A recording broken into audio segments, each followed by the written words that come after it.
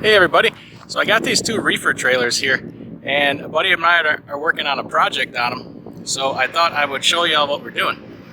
These trailers, one is a 2014 Great Dane that belongs to a buddy of mine, and then the other one is a 2016 utility. And we're going to do something here to hopefully cut down on some reefer fuel and help in the summer heat so these things can hold temperature better, being that they're a little bit older, or it'd even be good on a new trailer. We're going to apply a coating to the roof. It's let's go look at the label of the bucket so I don't misdescribe this.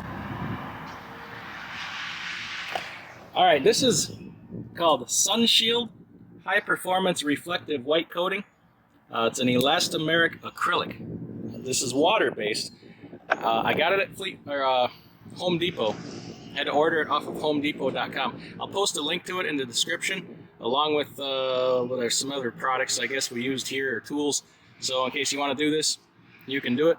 And then it says the high performance ceramic compound blocks solar heat, significantly reduced cooling costs, exceptionally low VOC, resistant to mold and mildew, 10-year lifespan, excellent for exterior roof applications. Now when I ordered this off the website, within a day, the manufacturer was calling me to talk to me about what I was going to do with it and provide me some tips.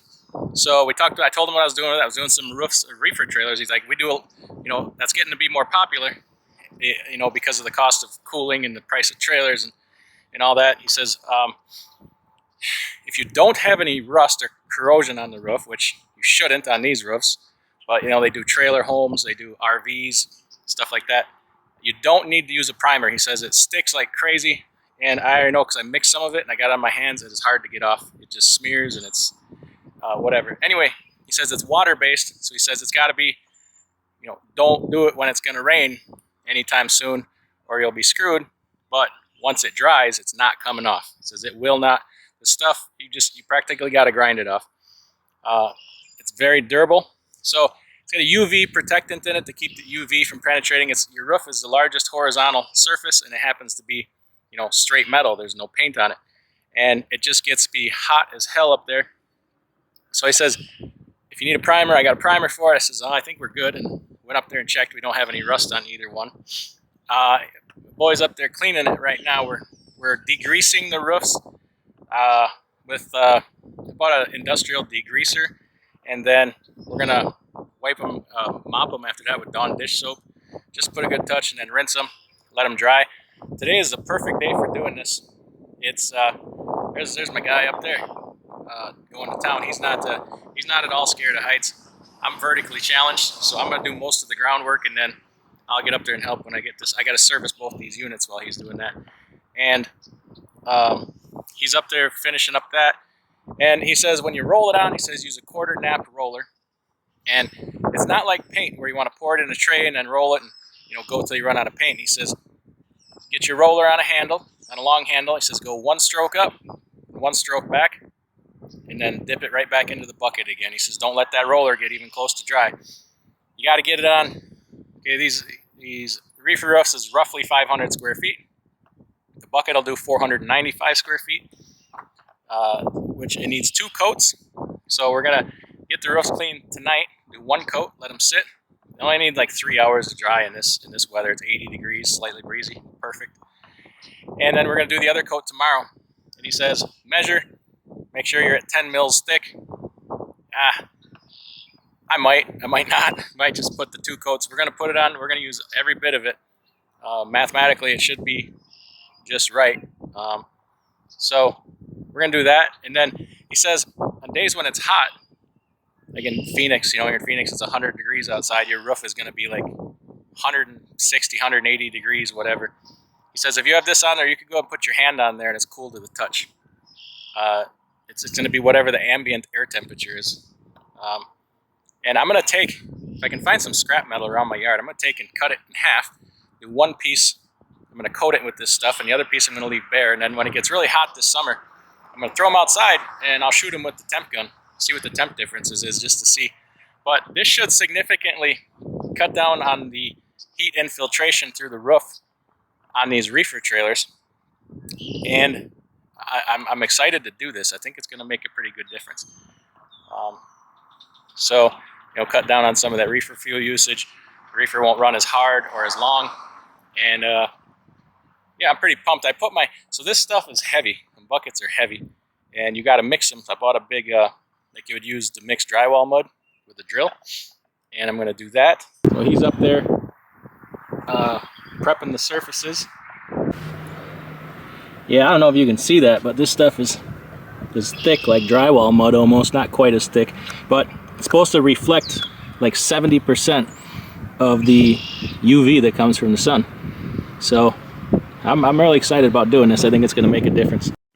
This is what the roofs look like all cleaned up. They just had a fine layer of like road grime on them, so we hit them with degreaser, Dawn dish soap, and washed them. Those splotch marks are just from where some concentrated degreaser hit. It just turns the metal a little different color.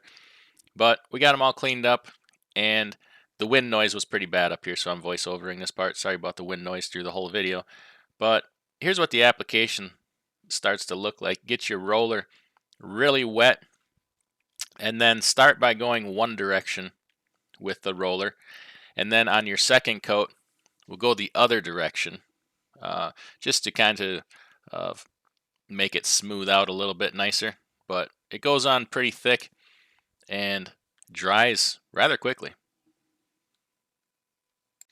If you let your roller get too dry when you're applying this, you're going to notice that it actually tries to peel it back up off the trailer. It's kind of weird that way. It's really sticky. So the key is keep your roller really wet. And then also this is waterproof and mold and mildew proof. So go right over top of all the rivets and all the little seams and cracks around the edges, and it will help waterproof the roof. When cleaning this, you want to pay special attention to up towards the front where the reefer unit exhaust comes up, because you're going to probably have some carbon buildup in that area, and you're going to need to scrub that real good or just degrease the heck out of it to get it clean down to the bare metal again. It's all about the surface prep. Like with painting anything, the surface prep is key. If you do a good job on that, chances are the product is going to do a much better job for you. All right, so he's finishing up there. We're losing daylight here. We're going to have the first coat on both trailers, and tomorrow we'll finish. I'll show you the finished product. But I had an idea while he was up there doing that, messing around with the trailer, the reefer unit here, and I thought, this is going on pretty good. The paint looks good. So you can see this Great Dane here. We're corroding out around all the rivets, and the thing to do is paint it. Well, if we got this reflective paint that's going to repel heat, what would it look like on the side of the trailer? And number two, how does it wear? Because I don't want to put a paint on here that's just going to, peel. So I cleaned off this little section here, and I painted this about 10 minutes ago, and she's awfully dry already. Not ready for the second coat, obviously, but I painted a test section here because I just want to see how it wears. And we got brush marks in it. By the way, you can spray this on. You got to take all the filters out of the sprayer, and you're going to need one hell of a sprayer, because this stuff would be like spraying drywall mud. It's damn near that thick. You can't thin it out with anything. It's got to stay that. But he says some people spray it. Whatever. Not for me. But anyway, see how this holds up and how it looks, in the overall scheme of things after, I don't know, weeks, months, whatever, because this is a 2014, and like I said, it's starting to, the paint's gone, starting to corrode around all the rivets. We don't want that. Plus, with the added benefit of, hey, does it give it an extra protection against heat infiltration? That would be awesome. So, stay tuned. Tomorrow, we'll finish her up. I'll show you how it looks. Second day here. This trailer over here, the Great Dane, is done. It has both layers on it of paint, and then just started on the utility here. Only got half it done. It's 80 degrees outside, ambient air temperature. It's a bright sunny day. So we're going to, I'm going to take the temp gun up there and see what the difference is in temperature between the two trailers. Between the part that has two coats on it and is done, and then the one over here that we started on. Alright, this is the temperature of the one that's already done and painted. We're bouncing between 82 and 83 degrees. Just a little video here of what it looks like, the finished product. I'm pretty pleased with it. It actually looks really good. And then this other one here we've started, but I still got a lot of bare metal. So I checked the temperature. Unfortunately, I forgot to hit record for that part, so I didn't capture that image of the temp gun. But the one that was done was 82, and this one was bouncing around 103, 104. Just went up there and checked with the temp gun, and we're reading a difference with 82 degrees on the trailer that is already painted, 104 degrees on the trailer that is not painted. And the sun's not at its highest point yet in the sky. We're not at the hottest point of the day, so I'm really interested to see how this turns out. And we're going to do it to several different trailers, and we'll get some feedback from the drivers on how they like it. Now, it is one of those things where, you know, to measure before and after fuel consumption is so hard because you got different loads and different load temperatures, different weather conditions, so many different factors that it's like your truck. You know your truck. You know when something's right or wrong or better or worse with your truck. They're gonna know. Everybody pulls the same trailer every day, and they put fuel in only that trailer, and they pull very similar loads all the time. They're gonna know if the trailer is cooling down faster because it's not getting as hot inside, or if the trailer's, you know, working less hard, if it's not in high speed as much trying to cool. So I'm gonna give it some time and get some driver feedback, but as of now, it's a noticeable difference. You go up there, you put your hand on the painted one, and it's cool to the touch. You put your hand on that one that's not painted, and you can't even really keep your hand on it. So kind of interested to see where this goes, but I'll wait a while and then I'll do a follow-up to this and see what the drivers have to say.